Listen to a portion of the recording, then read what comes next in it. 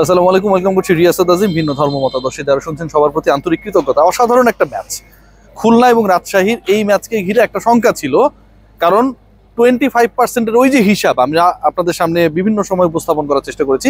19 তারিখে সেই টাকাটা পাওয়ার কথা ছিল। আজকে অসাধারণ পারফর্ম করলো, অল্পের জন্য পরাজিত হয়েছে মাত্র 7 রানের ব্যবধানে রাজশাহী ক্রিকেটারদের। সেই টাকা তারা পান নাই, কিন্তু মাঠে তাদের যে ডেডিকেশন, মাঠে এনামুল হক বিজয়, মাঠে ইয়াসির চৌধুরী রাব্বি, জিসান, সবাই যেভাবে চেষ্টা করেছেন 209-এর যে স্টপেজটা ছিল সেটাকে ক্রস করে 210-এ গিয়ে খুলনাকে হারানোর যে চেষ্টা, টানা দ্বিতীয় জয় তুলে নেওয়ার যে চেষ্টা, এক কথাই should be given a clap. কি একটা ম্যাচ! শেষ 3 ওভারে 18 বলে প্রয়োজন 36, শেষ 2 ওভারে প্রয়োজন 25, লাস্ট ওভারে প্রয়োজন 17। 19তম ওভারটা এত দারুণভাবে করলেন সালমান এরশাদ, যেন পুরো ম্যাচের আসলে মোড়টা ঘুরিয়ে দিয়েছেন। এনামুল বিজয় সেঞ্চুরি পেয়ে দলকে জেতাবেন কি জেতাবেন না, নাকি শেষ পর্যন্ত তিনি ট্র্যাজিক হিরো হয়ে থাকবেন, এই প্রশ্ন যখন আমাদের চিন্তায়, ভাবনায়, কৌতূহলে, ঠিক তখন লাস্ট ওভারে ওই 17 রানের ইকুয়েশনটা পূরণ করতে গিয়ে প্রথম বলেই 4, সেই 4 ইকুয়েশনটাকে 13 বলে 5 বলে 13-তে নিয়ে আসে। এরপরের বল মিস, তারপর একটা 2, তারপরে মিস, এভাবে চলতেই থাকলো। সেঞ্চুরি হলো, শেষ পর্যন্ত 7 রানের ওই যে গ্যাপটা সেটা থেকে গেল। খুলনা 7 রানে জয়ী, রাজশাহী রাজত্ব করতে করতেও শেষ পর্যন্ত রাজ্য হারা। বিপিএল অনেক কিছু শেখাচ্ছে, অনেক কিছু দেখাচ্ছে। এনামুল বিজয়ের এই শতকটা আমার কাছে মনে হয় যে তার পুরো বিপিএল ক্যারিয়ারে সবচেয়ে বড় আক্ষেপের নাম। চেষ্টা করেছেন, সবকিছুই তার যেন ভাগ্য যেভাবে সহযোগিতা করা দরকার, সহায়তা করা দরকার, তার পাশে ছিল। ক্যাচ মিস হয়েছে, এবং এই ঘটনাগুলো যখন একজন ক্রিকেটারের সাথে ঘটে আমরা দেখি অনফিল্ডে সেই পার্টিকুলার ক্রিকেটার জয়ের নায়ক হয়ে যান। একটা দুটা লাইভ পুরো ম্যাচের ভাগ্য নির্ধারণকারী হয়ে যায়। এনামুল বিজয়ের কাছে কেন যেন মনে হচ্ছিল যে আজকে তিনি সেটাই করবেন, কিন্তু শেষ বলে যখন একটা সিঙ্গেলস নিলেন, 9 রানের দরকার জয়ের জন্য, শতক হলো, এনামুল বিজয় সেই সুযোগটুকু পেলেন না, সেই ইন্সপিরেশনটুকু পেলেন না যে সেটা ব্যাট উঁচিয়ে উদযাপন করবেন। আজকের এই ম্যাচটা একটা দল করেছে 209 আর একটা 202, দুই দল মিলে করেছে কত রান? 411 রানের একটা ম্যাচ রাত প্রায় 10:30টায় শেষ হলো চট্টগ্রামের জহুর আহমেদ চৌধুরী স্টেডিয়ামে। একবার ভেবে দেখুন, যেই দলটা মাত্র 7 রানে পরাজিত হলো, Khulna absolutely they played a great cricket. Mahidul Ankon শেষ দিকে যেভাবে খেলেছে, এক কথায় অসাধারণ। এনামুল বিজয় যেভাবে দলের হাল ধরে শেষ পর্যন্ত লড়াই করেছে, এটা আসলে কোনো প্রশংসায় একে যোগ্যতরভাবে উপস্থাপন করার জন্য আমার কাছে মনে হয় যথেষ্ট না। কিন্তু এই দলটা আপনারা ভাবতে পারেন যে এবারের বিপিএলের সবচেয়ে বঞ্চিত দল। ক্রিকেটাররা, ক্রিকেটারদের সাথে জড়িত স্টাফের সদস্যরা, তারা ওই দুপুরের খাবারটা বা রাতের খাবারটা যখন খান না, বিপিএল-এ ঢোকার আগে জমিয়ে যে টাকাগুলো রেখেছিলেন অথবা ক্রেডিট কার্ডের যেটুকু ব্যালেন্স রয়েছেন সেটা দিয়ে তাদেরকে চলতে হয়। ডিএর টাকা পান না। দলের ম্যানেজার আমার সাথে কথোপকথনে, ফোনে শেয়ার করেছেন সেই বাস্তবতা। আমি জিজ্ঞেস করেছিলাম যে আপনারা তাহলে চলেন কিভাবে, ডে অ্যালাউন্স তো পাচ্ছেন না, পকেটে যা থাকে তাই দিয়েই চলে। নিজের খেয়ে জহুর আহমেদের মাঠের মোষ তাড়াচ্ছেন রাজশাহী ক্রিকেটাররা। আজকে অনেকবার দেখানো হচ্ছিল তাদের মালিক পক্ষকে, বিশাল চিন্তার মধ্যে তিনি আছেন। আমি আবার ভাবছিলাম যে জিতে যদি যায় তাহলে এই যে মালিককে বারবার দেখানো হচ্ছিল, তিনি আবার একটা উল্টো স্ট্র্যাটেজিতে চলে যান কিনা। সেটা হচ্ছে টাকা না দিয়ে যদি এত ভালো খেলে তাহলে পুরো টুর্নামেন্টে আর বাকি টাকা দেওয়ার দরকার নেই, তারা তো ভালো ক্রিকেট খেলছে।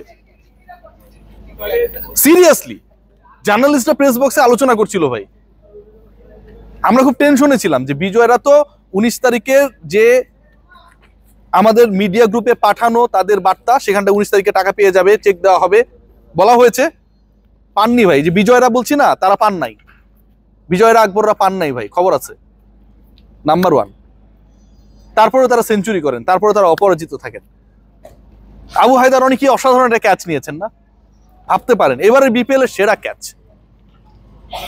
আজকে যদি আমরা খেয়াল করি যে এই পুরো ম্যাচের মধ্যে মোড় ঘুরিয়ে দেয়া হাসান মাহমুদের উল্টা পাশে ঘুরে যাওয়া ক্যাচ। পুরো ম্যাচটাকে আসলে এমন একটা পর্যায়ে নিয়ে গেছে যেখানটা আপনার দেখে মনে হবে না যে রাজশাহী যেভাবে খেলেছে, যেভাবে কম্পিট করেছে, যেভাবে শেষ মুহূর্তে ট্র্যাজিক হিরো হয়েছেন এনামুল বিজয়, যেভাবে প্রতিপক্ষের ফিল্ডিং সাইড সুযোগ দিয়েছে, আবার অসাধারণ ক্যাচও নিয়েছে। ওই যে বলছিলাম আবু হায়দার, রনি, হাসান মাহমুদের কথা, সব মিলিয়ে টান টান উত্তেজনার একটা ম্যাচ। বিনা টাকায় খেলা, অলমোস্ট বিনা টাকায় খেলা ক্রিকেটারদের মাধ্যমে। বাংলাদেশ ক্রিকেট বোর্ড অনেক কিছু করছে সঙ্গীত আয়োজন করার জন্য, কনসার্ট করার জন্য। 3.5, 4 কোটি, 5 কোটি, কোটি কোটি টাকা খরচ হয়ে গেছে। কিন্তু যেই ক্রিকেটার গুলো এখান থেকে এক্সপোজার পাবে, হয়তো প্ল্যান করেছে, যার এখন পর্যন্ত পার্সোনাল গাড়ি নাই, তিনি একটা রিকন্ডিশন কার কিনবেন। নতুন ক্রিকেটাররা বিপিএল এর টাকাটা পেলে তাদের সেই স্বপ্ন এখন ধাক্কা খাচ্ছে। ব্যাংক লোন নেওয়া লাগবে কিনা সেই টেনশনে তারা। আবার সেখানটায় যদি রাজশাহীর মালিকের সাইন লাগে তাহলে তো আরো বিপদ। অফিসার বা ক্যাশিয়ার তাকে ফোন করে পাবে না ভাই। আজকে আমি অনেকবার ট্রাই করেছি তাকে রিচ করার জন্য, ফোন ধরেন না আমার ভাই। কি একটা বিপদ। আমরা খুবই এক্সাইটেড এবং মর্মাহত। এক্সাইটেড এই কারণে যে এত কষ্টে থাকার পরেও 18 দিন ধরে বা 12 দিন ধরে নিজেদের পকেটের টাকা খরচ করে করে রেডিসনের পাশে রোদেলা বিকেল কিংবা নান্নু ভাই যে কাবাবের দোকান রয়েছে, সিরিয়াসলি ওটা নান্নু ভাইদের পারিবারিক দোকান, রয়্যাল কাবাব, যেটা সেখানটায় গিয়ে তারা খাওয়া দাওয়া করেন। ক্রিকেটারদের পুষ্টি নিশ্চিত করার জন্য অন্তত একটু জোরে বল করবেন, একটু জোরে ছক্কা আঁকাবেন, ভালো ফিল্ডিং করবেন, এটার জন্য হলো তো আসলে ডিএটা একটু প্রপারলি দেওয়া দরকার না, সেটাও দেওয়া হয় না। সেই তারা আজকে বড় বড় ছক্কা মেরেছেন। মেহেদী হাসান মিরাজের বলে যেই 6টা আমরা দেখলাম, সেই ছক্কাটা দেখে মনে হচ্ছিল যেটা অলমোস্ট মাঠের বাইরে চলে যাবে।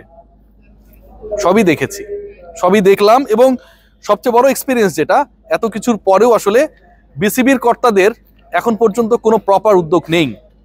বাংলাদেশ ক্রিকেট বোর্ড ব্যাংক গ্যারান্টির যে টাকা দলগুলোর কাছ থেকে নেবার কথা বা পাবার কথা, রাখার কথা, সেই টাকাটা এখন পর্যন্ত এনশিওর করেনি। একটা দল যতটুকু শোনা যায় সেই ব্যাংক গ্যারান্টির টাকা প্রপারলি দিয়েছে। বাকি দলগুলোর ক্ষেত্রে বিসিবির চোখ বাঁধা, আইনের মতো একটা মূর্তি দেখা যায় না, কালো কাপড়ে বাঁধা।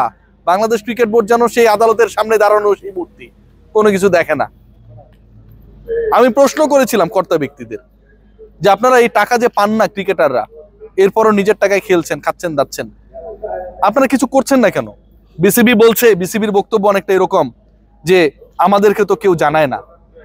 অবস্থাটা এরকম, অ্যাক্সিডেন্ট হয়ে আপনি পঙ্গু হাসপাতালে ভর্তি হবেন, ট্রমাটাইজড হবেন, 1টা 2টা পা, হাত, চোখ, নাক, কান নষ্ট হয়ে যাবে, তারপরে হচ্ছে জানাবে স্যার আমার তো আসলে পা ভেঙে গেছে, তারপরে বিসিবি উদ্যোগ নেবে। ভাঙা পায়ের একজন মানুষ যেমন স্বাভাবিকভাবে চলাফেরা করতে পারবে না, যেই ক্রিকেটারদের মন ভেঙে গেছে, বিপিএল ইতিহাসের নাকি সেরা বিপিএল হবে এবার, আগেই অ্যানাউন্স করা হয়েছে, সেই বিপিএল খেলতে গিয়ে ইতিহাসে প্রথমবারের মতো বিনা টাকায় খেলার অনেকটা এক্সপিরিয়েন্স পাচ্ছেন ক্রিকেটাররা। এর থেকে দুঃখজনক কোনো কিছু হতে পারে না। অনেকে অনেক সংস্কারের কথা বলছেন, অনেক পরিবর্তনের কথা বলছেন। আমরা ভাই সব জায়গায় পরিবর্তন চাই, সংস্কার চাই, দেশটা অনেক ভালো চলুক। আমি ক্রিকেটের মানুষ, স্পোর্টসের মানুষ, আমি চাই মাঠে যারা ক্রিকেট খেলেন, আমাদের বিনোদিত করেন, সেই ক্রিকেটারদের ব্যাপারে আপনারা উদ্যোগী হন। এই বিপিএলটা শুধুমাত্র কিছু দেনাদার মানুষের চেহারা টেলিভিশন স্ক্রিনে দেখানোর জন্য আয়োজন করা হচ্ছে না। আমাদের ক্রিকেট কাঠামোর উন্নয়ন, ক্রিকেটার খুঁজে বের করা, নতুনদের এক্সপোজার দেয়া, ইন্টারন্যাশনাল এক্সপিরিয়েন্স যেন পায় ড্রেসিং রুম শেয়ারিং এর মাধ্যমে, সেই ব্যাপারগুলো এখানে অনেক বেশি গুরুত্বপূর্ণ।